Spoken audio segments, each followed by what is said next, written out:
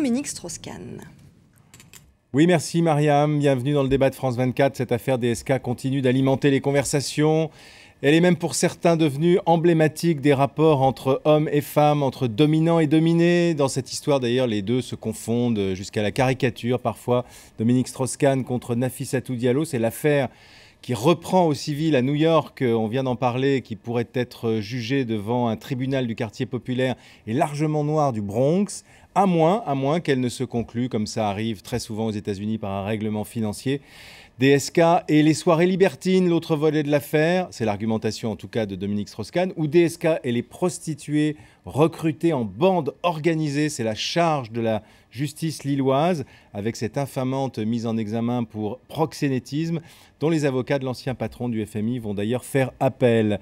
Un deuxième acte donc dans l'affaire DSK qui démarre dans le dernier mois de la campagne électorale française. Est-ce que c'est un hasard? Est-ce que c'est un simple fait divers? Une affaire exemplaire, je le disais, des relations entre sexe et pouvoir en France? Est-ce qu'elle va relancer le débat sur la prostitution? C'est en filigrane. Avec nous dans le débat ce soir, Irène Théry, bonsoir, vous êtes directrice d'études à l'École des hautes études en sciences sociales, avec Claude Veil, directeur de la rédaction du Nouvel Observateur, et ici à Paris, Pierre Ourcade, avocat au barreau de Paris et de New York. Et puis nous sommes en duplex à Bruxelles avec Jean Quatremer, correspondant de Libération dans la capitale belge et auteur de Sexe, mensonges et médias aux éditions Plomb, qui est publié ce mois-ci. D'abord, on va parler de l'affaire américaine, le volet américain qui reprend aujourd'hui avec cette première audience devant un juge du Bronx. Dominique Strauss-Kahn n'y assiste pas et Nafissatou Diallo non plus d'ailleurs. L'argument que va utiliser Dominique Strauss-Kahn est qu'il bénéficie d'une immunité diplomatique au moment de l'affaire du Sofitel. C'est un argument qu'il n'avait pas employé dans le volet pénal de l'affaire. Nous sommes en ligne toujours avec Emmanuel Saint-Martin à New York. Bonsoir Emmanuel. Est-ce qu'Emmanuel Saint-Martin est là? Je n'entends pas Emmanuel Saint-Martin. Bon, on va peut-être le retrouver un peu plus tard. On va écouter peut-être l'argumentation, puisque je le disais tout à l'heure, on ne sait pas encore jusqu'où va aller cette affaire. L'argumentation d'un professeur de droit américain à l'université de Georgetown, c'est Paul Rothstein qui explique quels sont les intérêts des deux parties pour arriver à un règlement financier dans cette affaire. Un règlement financier est possible parce que chacune des deux parties a quelque chose à perdre. Elle a un problème de crédibilité, lui a une réputation à maintenir et un passé qu'il ne veut peut-être pas médiatiser. Voilà, en attendant de retrouver Emmanuel Saint-Martin à New York, on va commencer sur ce premier volet de l'affaire américaine, l'affaire civile. Peut-être des explications d'abord techniques, juridiques, sur la manière dont ça se passe aux États-Unis. Et est-ce que vous pensez qu'éventuellement, Pierre Ourcade, ça va déboucher sur un règlement financier? Bon, d'abord, on peut parler de l'immunité, puisque c'est le sujet du jour. Est-ce qu'on va continuer ce procès au civil ou pas? La contrepartie financière, transaction, peut intervenir à tout moment. Mais le sujet qui nous occupe aujourd'hui, c'est de savoir si Dominique Strauss-Kahn bénéficie d'une immunité diplomatique ou pas. Et si c'est valable au civil? Et si c'est valable au civil. Et c'est techniquement assez compliqué. Il y a une convention de 1947 qui couvre les agences spécialisées, dont fait partie le FMI, mais les États-Unis n'ont pas ratifié cette convention. Alors les avocats de Dominique Strauss-Kahn, dans un mémoire de 25 pages extrêmement technique et extrêmement argumenté, expliquent que si les États-Unis n'ont pas ratifié cette convention, dans la jurisprudence et dans le droit coutumier, ils l'ont appliquée. Et que donc ici, il faudrait appliquer cette convention. Mais l'affaire civile, c'est pour éventuellement accorder des dommages à la plaignante. Oui, alors il faut être clair. L'affaire pénale est terminée. L'affaire pénale, c'était l'État de New York. En quoi est-ce qu'une immunité diplomatique peut se soustraire à cet aspect-là, à l'aspect dommage à la plaignante? Parce qu'au civil comme au pénal, on peut, les diplomates, un ambassadeur peut, par exemple, se soustraire à la justice pénale et civile. Aujourd'hui, on est dans l'affaire civile, c'est-à-dire que ce n'est pas l'État de New York qui attaque Dominique Strauss-Kahn, mais c'est Nafissatou Diallo. Il n'en reste pas moins que les règles d'immunité jouent aussi pour l'aspect civil du dossier. Alors, on a retrouvé Emmanuel Saint-Martin à New York. Bonsoir Emmanuel. Oui, bonsoir Sylvain. La première question que j'ai envie de vous poser, c'est est-ce que vous sentez le même type d'intérêt, de passion même pour cette affaire Strauss-Kahn acte 2 que ce qu'on avait ressenti tous au mois de mai? Est-ce qu'il y a toujours autant de déploiements médiatiques, toujours autant de débats, d'articles dans les journaux aux États-Unis? Alors vraiment pas, hein. C'est ce qui est frappant, c'est que les Américains sont visiblement passés à autre chose. Il y a eu bien d'autres scandales, y compris sexuels depuis, qui ont occupé la scène médiatique ici aux États-Unis. Et l'intérêt médiatique est très fortement tombé. Il y a eu évidemment quelques articles dans la presse ces derniers jours, mais les journalistes qui sont ici avec moi devant le tribunal pour faire le pied de grue en quelque sorte, ou pour faire leur direct, sont très très majoritairement des journalistes français. Donc l'intérêt public, ou en tout cas l'intérêt médiatique aux États-Unis, vous avez raison, il faut le noter, eh bien, il a beaucoup diminué.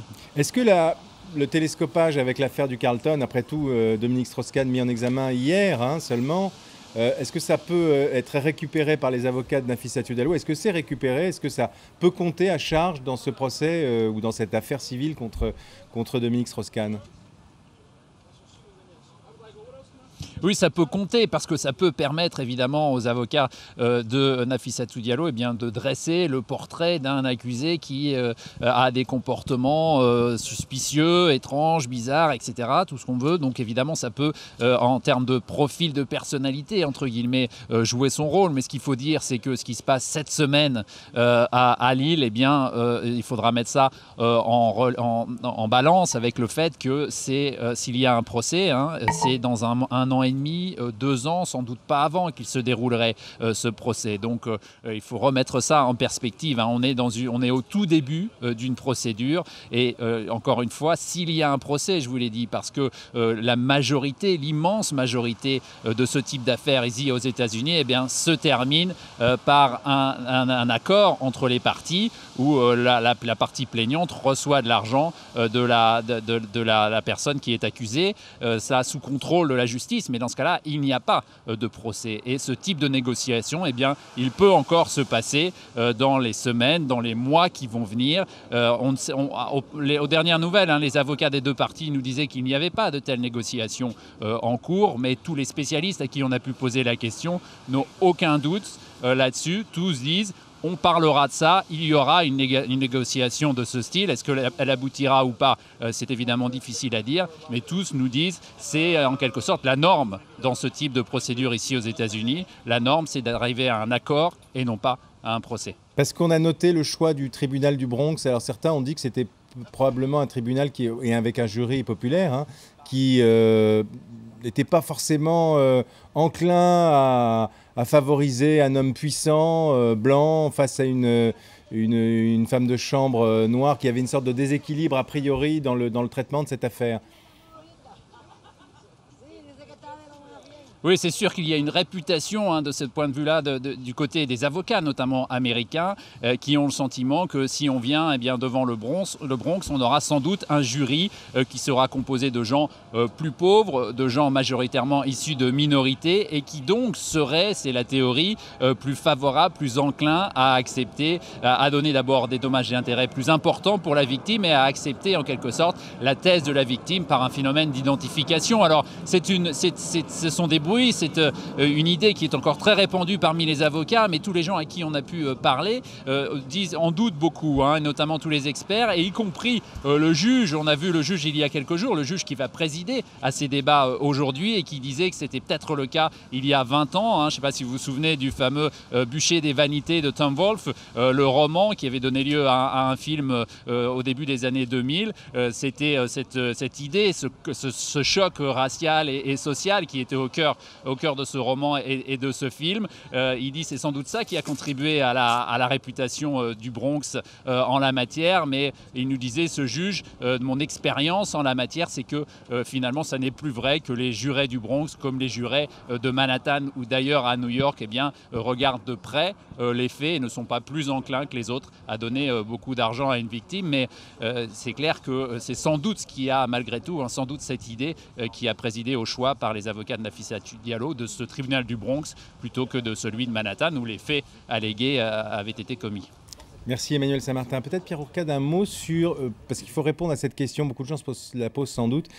Comment est-ce qu'on peut, dans un premier temps, estimer que la plaignante n'est pas crédible? Enfin, on se souvient comment s'est terminé le volet pénal. Et puis de dire, bon, bah, elle peut toucher des dommages et intérêts très importants. Et Dominique Strauss-Kahn peut être condamné pour des faits qu'on a jugés pas suffisamment étoffés. Vous voyez ce que je veux dire, pour le condamner pénalement? C'est curieux quand même. Oui, l'explication, c'est une différence de culture juridique. C'est qu'aux États-Unis, le pénal et le civil sont séparés.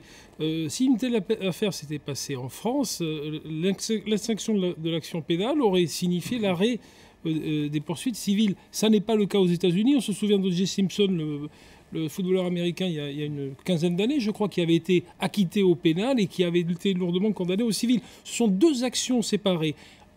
En outre, le niveau de preuve qui est exigé, puisqu'on parle de la crédibilité de Mme Diallo, sera moindre dans un procès civil. Dans un procès pénal, il faut convaincre l'unanimité des jurys au-delà d'un doute raisonnable, c'est-à-dire à 99%.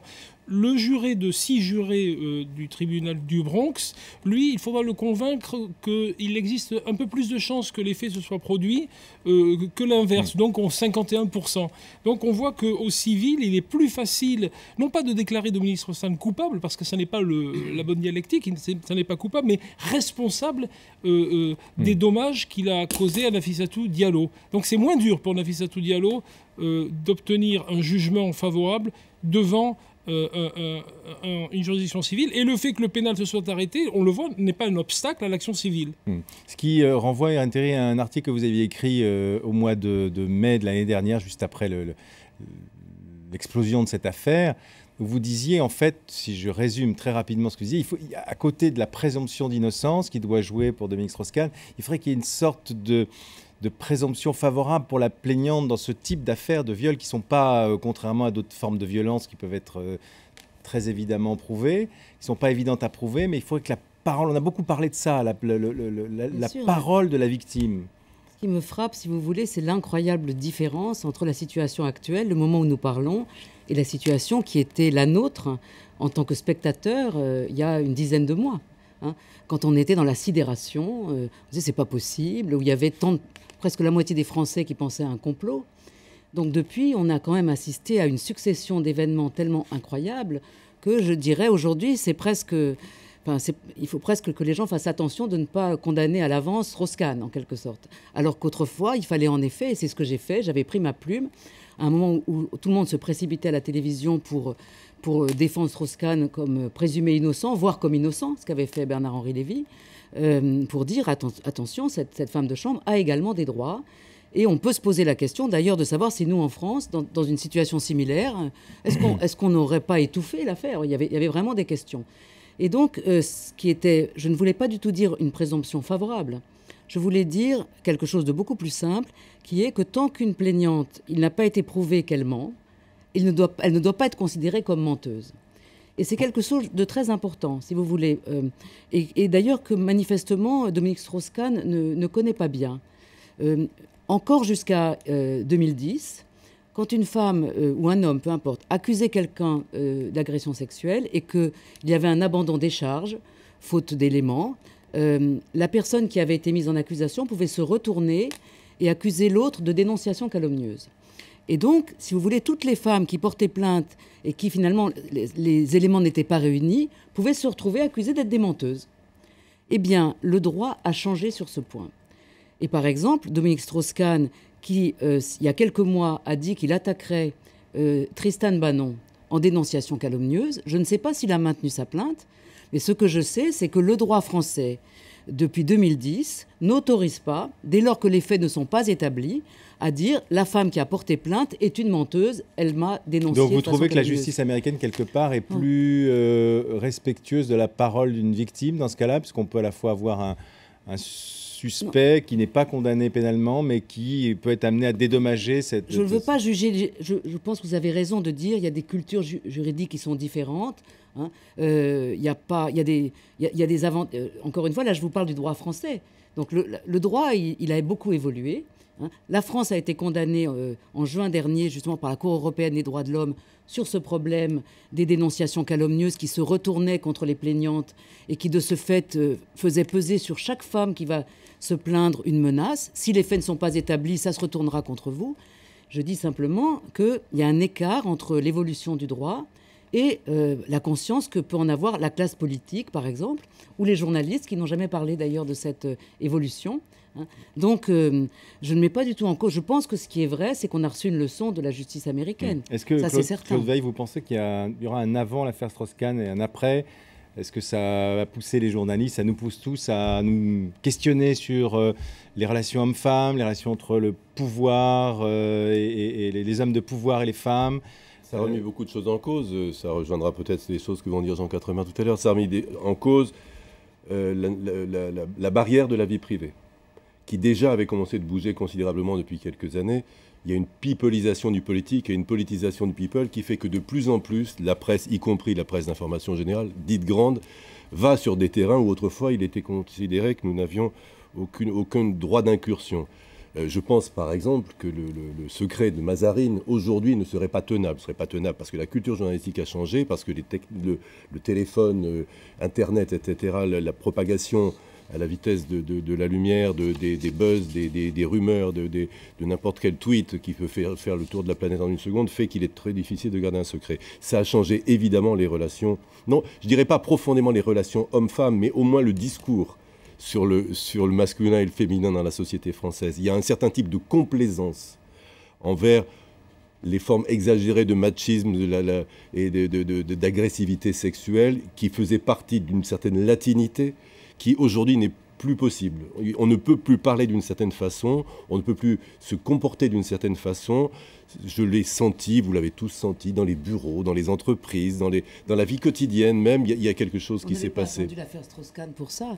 Non, mais vous savez bien, Irène, il y a des moments de bascule, je dirais. Il y avait une évolution de la société qui était évidemment engagée, mais je pense que ce moment-là a accéléré les choses. Mais est-ce que vous ne pensez pas qu'il y avait un écart entre cette évolution de la société, je suis tout à fait d'accord avec vous, hein, et la classe politique? Ce ne serait pas la première fois, parce qu'on l'a vu également quand on a eu le débat sur la parité, que la classe politique est un peu en décalage par rapport à ce qu'on a entendu dire des femmes politiques parlant de comment elles sont traitées à l'Assemblée. Attention, il ne s'agit pas de viol, il ne s'agit pas d'activité de délit ou encore moins de crimes. Il s'agit de l'attitude générale de respect des femmes. Il s'agit d'une prise de parole en l'occurrence, voilà. Parce que c'était des choses qui se pratiquaient couramment, qui ne se pratiquent pas forcément davantage aujourd'hui. J'aurais même tendance à penser le contraire. Mais que des femmes ont exprimé, que des femmes députées, des femmes ministres ont exprimé. Elles ont dit « mes collègues me traitent comme ça ». Elles ne l'auraient pas dit avant l'affaire Strauss-Kahn. Elles le disaient, mais on ne les entendait pas. Alors là, oui, ou peut-être les médias n'écoutaient pas, mais il y a eu un effet libératoire de cette affaire. Mais enfin, on reste dans le cadre d'une affaire qui oppose, entre guillemets, les femmes avec une certaine raisonnement des hommes. Mais est-ce que vous êtes quand même d'accord avec moi pour dire qu'il y a quand même un changement entre le début et maintenant? Moi, je vais vous dire, j'ai écrit en fait ce papier dont vous avez cité, mais j'en ai écrit un autre quelques jours après. Pourquoi?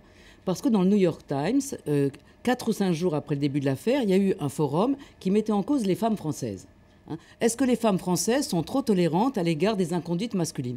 Et moi, comme femme française, je me trouvais mise en accusation. Un homme célèbre était accusé quand même de quelque chose de très grave, et c'était moi, et à travers moi, nos mœurs, mais chercher les femmes, qui étaient mises en accusation. Plus l'affaire évolue, plus on se dit, c'est pas un représentant.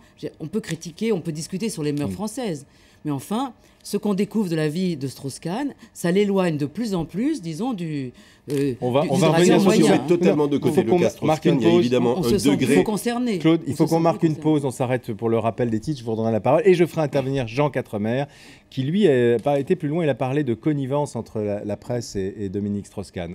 À tout de suite après la pause et le rappel des titres.